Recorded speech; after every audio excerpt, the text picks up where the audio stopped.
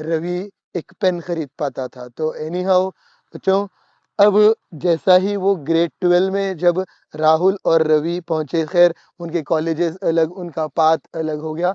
तो राहुल का जो एटीट्यूड, जो बिहेवियर था, वो टोटली चेंज हो गया। ऐसा नहीं था कि राहुल के जो रिच डैड थे उन्होंने बेसिकली रिच थे।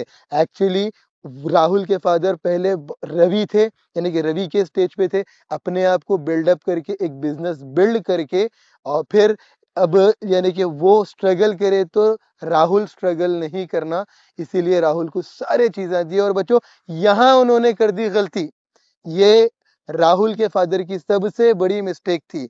और जब रवि 12th में आ गया था तो एक बहुत अच्छा स्टूडेंट बन गया था।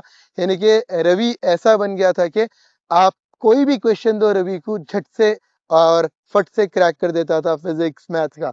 लेकिन राहुल राहुल अपनी कार में, अपने दोस्तों में, जैसा यानी कि उनका एनवायरनमेंट था, उस एनवायरनमेंट में था। हालांकि मैं दोनों को भी समझाता था कि रवि को मैं बोलता था कि तुम ऐसा करो वैसा करो, तुम और आगे जाओगे। और राहुल बस हाँ सर, हाँ sir, yes sir, yes sir, और फिर अपने ही कामों में।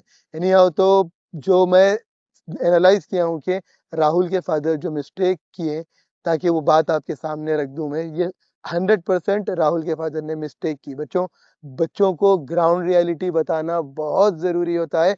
चाहे आप मिलियनेयर भी क्यों ना हो, लेकिन 1 रुपए की वैल्यू आपके बच्चों को बताना जरूरी है। अगर आप मैं तकलीफ नहीं उठाना, मैं स्ट्रगल करा, मेरा बेटा स्ट्रगल नहीं करना, बल्कि आप अगर इस तरह से सोच के बच्चे को सारे लग्जरीज दे रहे, तो आप उससे दुश्मनी करके यानी कि उसको टोटली खराब कर रहे।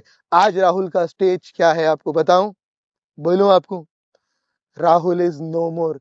उसको ड्रग की आदत पड़ी, और इंजीनियरिंग जब वो गया, मैनेजमेंट की सीट खरीद के वैसे ही एनवायरनमेंट में रहा, और ड्रग एडिक्टेड राहुल हो गया।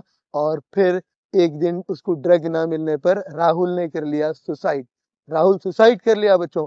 वेराज रवि आज एक बहुत बड़ी कंपनी का सीईओ है, बहुत बहुत बड़ी कंपनी का सीईओ है। और अगर रवि से आप पूछेंगे तो रवि की पढ़ाई से ज्यादा रवि को ग्राउंड रियलिटी पता थी बच्चों। ये बात याद रखो कि ground reality, parents, ground reality बहुत जरूरी है। ग्राउंड रियलिटी वो होती है कि आपके पास कार भी है, लेकिन आप अपने बच्चों को बस का सफर करवाओ, पैदल लेकर चलो, पैदल ट्रैवल करवाओ, बस में ट्रैवल करवाओ, ऑटो में ट्रैवल करवाओ, वो सारे चीजों का यानी कि उनको भी मजा चखने दो।